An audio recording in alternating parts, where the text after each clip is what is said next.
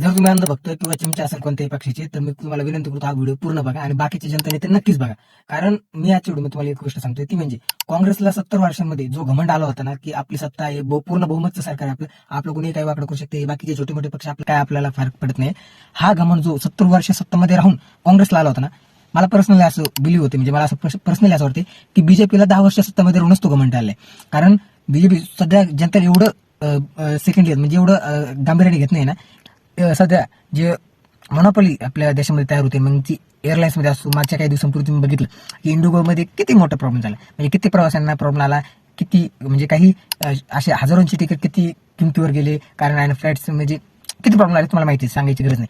आणि फक्त त्याच गोष्टीमध्ये कित्येक गोष्टींमध्ये मोनोपॉली होते. आता भारतीय होत्या पर्यावरणाचं बोलायचं झालं, सर्रास झाड तोडली जाते. म्हणजे एक टेम्पररी म्हणजे काही दिवसांपूर्वी आपल्या नाशिकला आता जो कुंभमेळा भरणार आहे, देशभरातून बाहेर देशातून सुद्धा काही लोक त्यावर भाविक येणार आहेत. चांगली गोष्टी, आपल्या संस्कृतीचा जपन करताय, तुम्ही धर्मकार्य करताय, चांगली गोष्टी.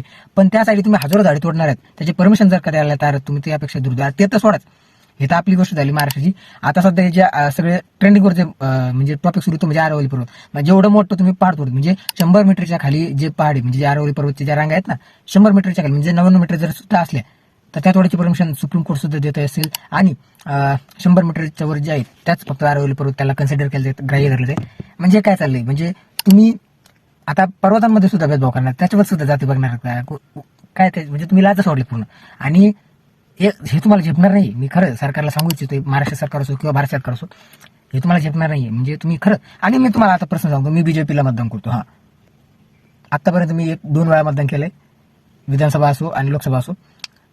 बीजेपी किंवा बीजेपीचे जे आले त्याला मतदान करतो. त्याचं कारण आहे, आतापर्यंत केलं, पुढचं मला सांगता येत नाही, कदाचित मी दुसऱ्या पक्षाला सुद्धा मतदान करू शकतो. मला बीजेपीला मतदान करायचं कारण एकच, ते म्हणजे ऑपोजिशनमध्ये जे आहेत ना त्यांना एक सांगू इच्छितो की तुम्ही जे व्हॅलिड मुद्दे आहेत ना ते थोडेफार लीडर्स आहेत, राघव चड्डा असो, अजून काही शशी थरूर असो, हे असे काही लीडर्स आहेत जे खरंच ज्या मुद्द्यावर बोललं पाहिजे त्या मुद्द्यावर बोलते. बाकी सगळे हे वोट चोरी, ते सुद्धा मुद्दा कदाचित खरा असेल तर महत्वाचा आहेच नक्कीच, पण काय धर्म, जातीगत जनगणना, तुम्ही ना जे मुद्द्यांवर बोलायला पाहिजे ना, ज्या मुद्द्यांवर सरकारला घेरलं पाहिजे, तुम्ही ते करत नाही. त्यामुळे मला वाटतं तुम्हाला मतदान देऊन सुद्धा काही होणार आहे.